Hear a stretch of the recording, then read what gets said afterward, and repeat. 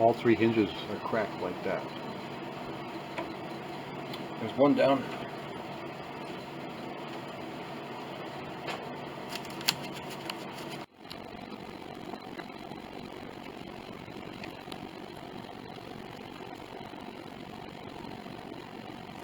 Sure, it's there.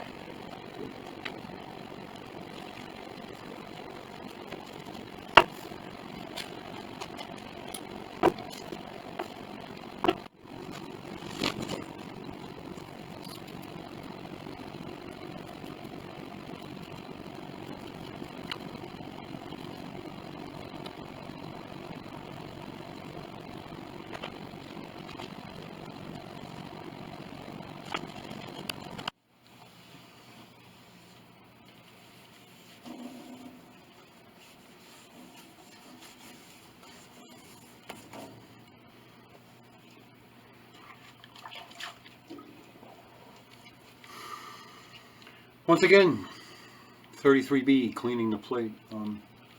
It's amazing how clean it is and what good condition it is underneath all this filth. I've never seen one come so clean. The dirt must have protected it.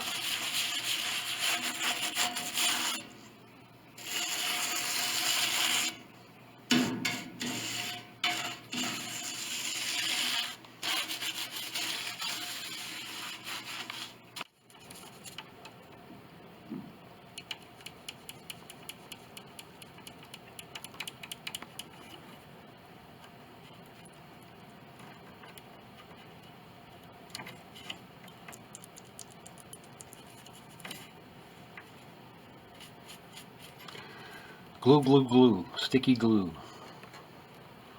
The whole piano is held together with glue. And some screws. Mostly glue.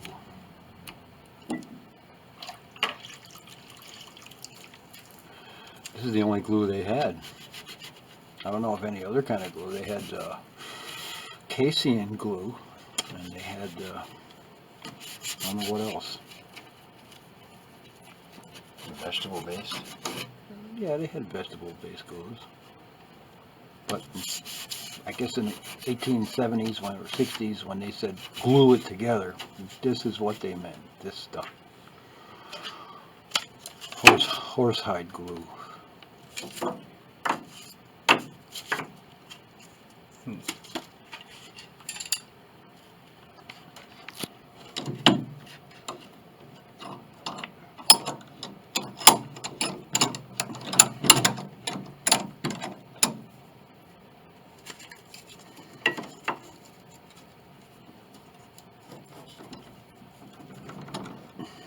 You need an extra hand here most of the time.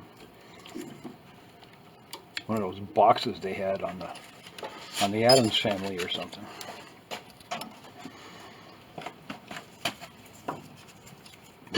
With the hand in it.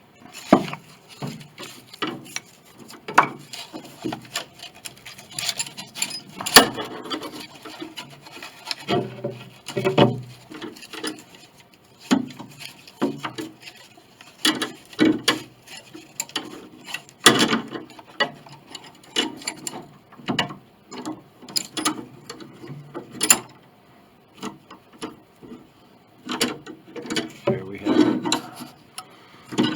There we have it. Here's this little block that was above the beam. It looks like it shifted at some point. So we're going to take this out, maybe knock this beam down, and then put glue all around this so it's nice and solid again.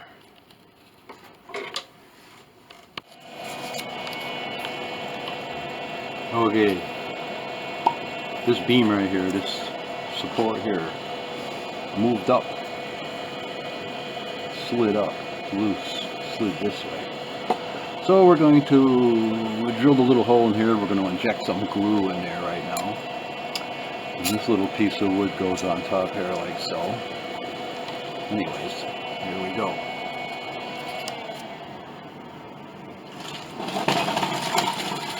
Looks like that was loose, maybe from the factory for Looks like it.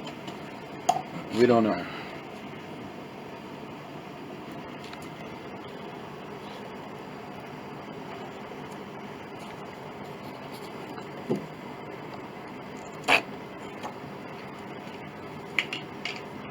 Oh, it's coming out good everywhere. Actually, worked pretty good. I can see it.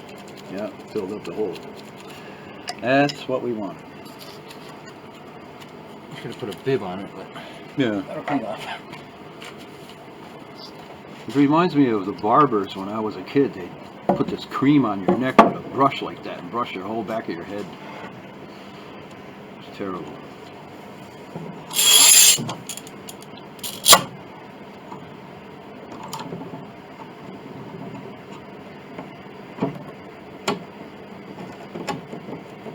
I see it moving into place. There we go. Good? But yeah, real good. Looks like that little piece of mush right in there. Little glue on there. Ah, you got to secure the frame of these old pianos or they just absorb energy. All these beams have to be tight. And there's a lot of them here. So we got quite the regimen.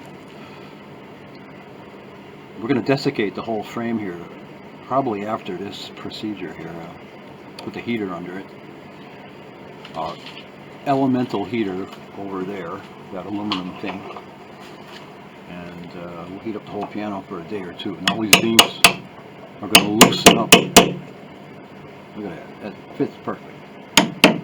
Almost like the factory put it there. Oh, they did in 1867. You got it the right way? Yes. Okay. That's good. Beautiful. Okay, another job. Progress. Here's a quick look at the original ribs being stripped. All this original finish just comes right off. It's very nice. Sometimes these are refinished with some kind of finish and it just doesn't want to come off. But these are, they seem to be cooperating. These are going to look nice once they go back on the original soundboard. Here's a piece of the soundboard. We'll clean these all up and then take a closer look once they're nice and dry. I hate this floor. I don't know if this is going to come out. It's too bright out here. But this is the pinblock cup cap for that 33B that we're doing. And the stripper man here better be gentle with this. This is pretty delicate. We should have took that finish off before.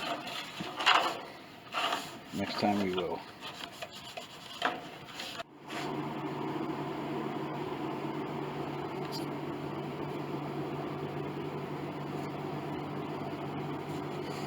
This reassembled unit here,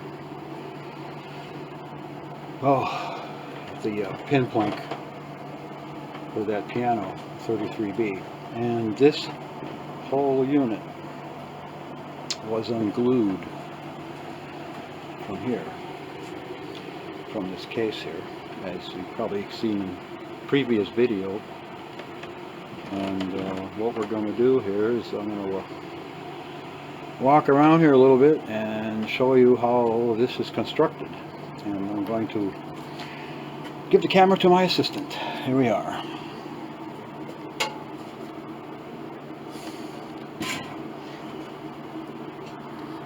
This top veneer,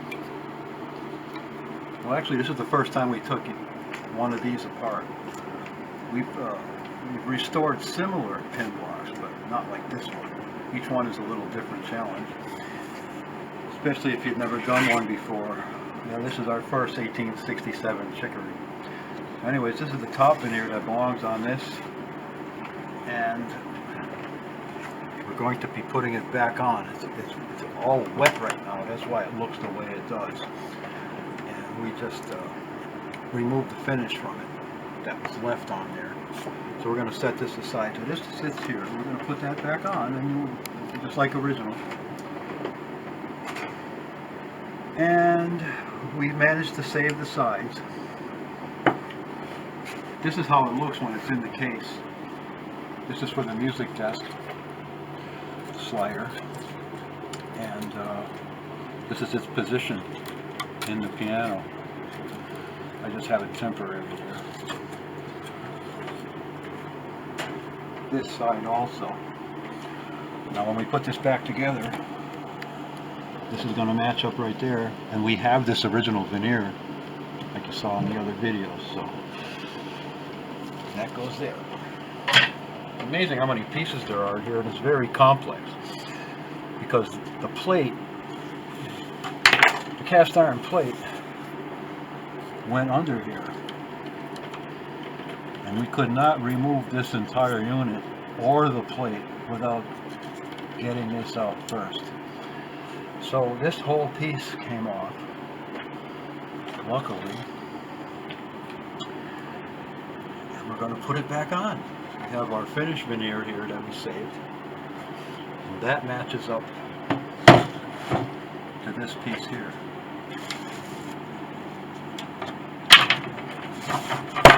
And we glue this. This is going to be glued to the base first, this being the base. This piece will cap right back on here like so. We're going to save our face veneer for that. Okay, I'll put this aside. Now, this was a cherry cap that they had on top of this, sandwiched in between here. It's glued on here. This whole thing flips over and goes on there. This is where the plate went. And these screws held it in place. We could not pull these apart until we got this cap off. See, they have these inserts here. So luckily the cap came off, and we were able to unglue these. We will put these back probably on the original. Put this piece up. All this will go back. This is, of course, the cap, the finish cap, crossbanding that went across these pinfield here. Ties this together. This little maple veneer. It's nice to have it though, because we can see how it was made. And we did paint gold paint over it. It's falling apart now. So, all these little pieces that we have them off now, it's important so I can duplicate these and get the angles right. Pretty easy, actually, now that the parts are here. And we can see how they made these.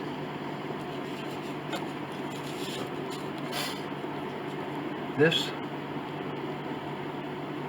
was split right through a long time ago. Fractures appeared in here when we began to take this apart, and this fracture ran from pin to pin and pin. This goes right through the pin block up to about here. So you can tell by the stuff that they stuck in the holes to try to fix it, and those copper sleeves that make it up. This was leaving, or we'll say going bad, long time ago. Who knows? All these pieces have to be recreated. Now I have some wood for this. I'm going to make these top pieces out of hard maple that I have here, much in the same way, exactly the same way they have it here. However, it's nice to be able to duplicate these. I can just put these on the table now and make them just like this. It's easy.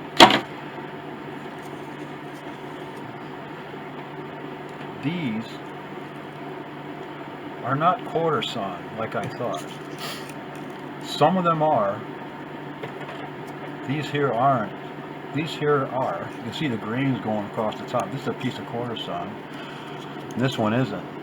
In fact, the ones that were quarter sawn split this way much easier than the ones that were flat sawn. Now, take a look at this piece here. That's a big piece. This is one piece. And when they cut this out of the log,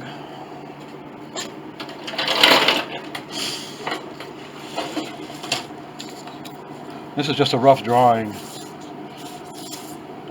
of the grain in this piece of wood. It looks like it was from a log about this big. Of course, the log probably extended another foot out in radius. But this is a piece of flat sawn wood in here. The grain runs this way. Over here, it goes like this into a circle. And over here, it comes back like that. Now, all the times I was making pin blocks, we made sure that the grain was straight up and down and not flat sawn like this. So I don't know what to think about this. I guess that's what they did. And the grain was cut out of this log about that big. One piece. Huh. So, we don't have maple this big anymore. Anyways, all these pieces go on here like this. We have to duplicate these. And this piece below was a solid piece of maple. Look, they even have a knot there. That's not cool. And also these pinholes. It's strange that they're all different depths. A lot of gunk in them. Look at this old gunk. People trying to stuff stuck in there to try to make the tuning pins hold. Probably. I don't know what that is. But there's a lot of junk in these pinholes from the factory. Looks like the pins didn't go down this far because they're all at different depths. You know, these here aren't as deep as, you know, that one. This one's way down. So I don't know what to think of that. They had tapered tuning pins in here, and you can see the ovalizing of all these holes. The pressure was pulling this way. Or yeah, this way rather. And we're going to probably make this out of pin block material that we have from our suppliers. Probably a material like this. These are just pin plank materials for tuning pin planks. It's rock maple, supposedly, and very strong, very, very strong. So if we use this for the base, one piece, all of this one piece, it will be probably stronger than it ever was, and very stable. So if that is used for the base, then the piece that we cut off here, we can glue back on, and this whole bottom piece will be intact except for these. And these are actually pretty easy to put on. Once these are cut out, solid, you know, solid pieces of wood, you glue them on here. Then you just plane it flat with this. You use this for your surface to plane this off. And we'll see. This is the task we have. I have some wood here for this top piece.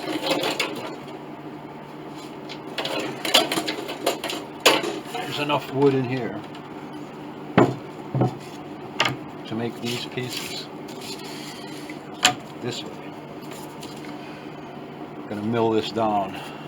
This is look at grain in this wood is unbelievably uniform and close together for this purpose. It's got to be real strong because the tuning pins, the force is this way, and you want the end grain to be between the pin and the cast iron flange on the plate, which is here. This bucks against the cast iron plate in the piano. This is the most important piece of wood in the piano. If this fails, your tuning pins fail. If this cracks, the pin block is no good, and it's a really, really big problem. One of the things I'd like to point out, and this is besides all this stuff that we have, well, this is, by the way, this is from a Steinway upright sides. That is some good sugar maple, I'll tell you. The way they have this suspended on the plate, rotated cast iron plate. It has two surfaces that it butts up against. This one and this one. And the way they made this is they have screws, wood screws that go in here. And this is supported by these wood screws pretty much only, which is a really big problem. And almost every one of these pianos that I've ever seen, this pin block system fails. I don't know when it's failed. Maybe 100 years ago. I don't know. But it lasted a long time before it did. But they do. And if this moves, the torque on this whole thing is this way. The tuning pins pull in this direction. So this wants to twist down with tons and tons of force, 100 and 200, 150 pounds on each pin maybe. And these screws just give it up. They move a little bit. And if this rotates just a millimeter or two, all of the pressure from the tuning pins rocks down to this. Pushes against this here. And if this whole thing is rotating this way, when this bucks up the cast iron, it squishes this and it separates the laminations, and it's most likely, that's what I find, most likely that is the main reason of almost every one of these pianos failing, because of the tremendous pressure that's here. And this is leaving, this is going down, and this has to rotate in this direction. It sags down a little bit and it lifts this up and separates right in here. This was all separated when we took this apart from pressure, tons of pressure pushing on this. So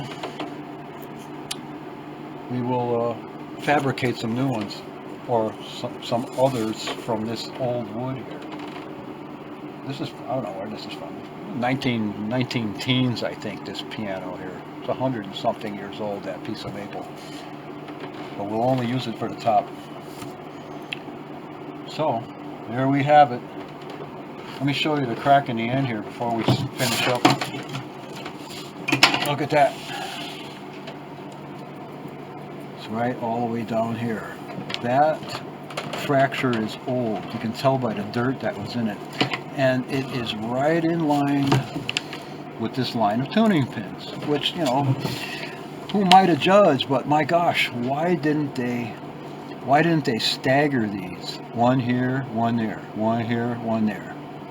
So it wouldn't have put this force all in line. See, like over here, these are not in line. You never see these running from pin to pin. Well, sometimes you do, when the stress, oh, here's some over here. Right here. These are stresses that are caused by the tuning pins pushing on here. You can see how the holes are not round anymore. There's so much pressure on here, it just pulls the whole piece of wood away. So this is what we got to deal with, and we're gonna fix it. Here's the ribs. And a lot of these ribs seem to be fit very poorly. Oh, that goes like that. See how much space they got there.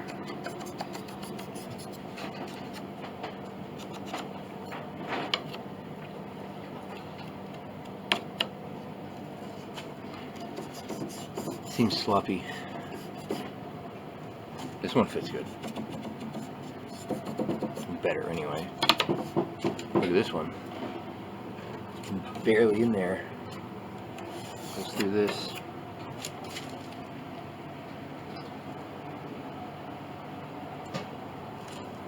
And they pretty much are all like that. So it seems like they wanted it to be like that.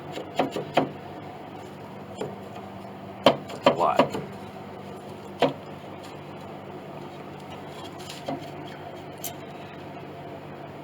You can see the mark. It was right there, halfway.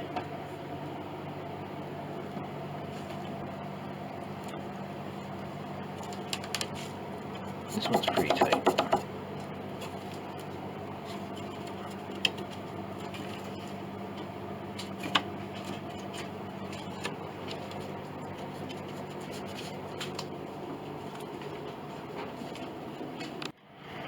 Okay, here we are. 33B, gluing up the structures underneath him. We just put some glue in that one that's squished out, and this one here looks like it worked really well. See, we drilled little holes there, one on each end at an angle, so the glue went in and filled up any space if there was any in the back of that beam there, and it's good. If you take a look over here, down here, we put our heater under there last night. See that aluminum thing down there? That's what we used to heat up all this stuff with hot water. And we took a moisture reading with the moisture meter of these beams under here, and it was down to about 7. And they're all nice and warm. That's what's necessary to use hide glue. And there we have it, first beam.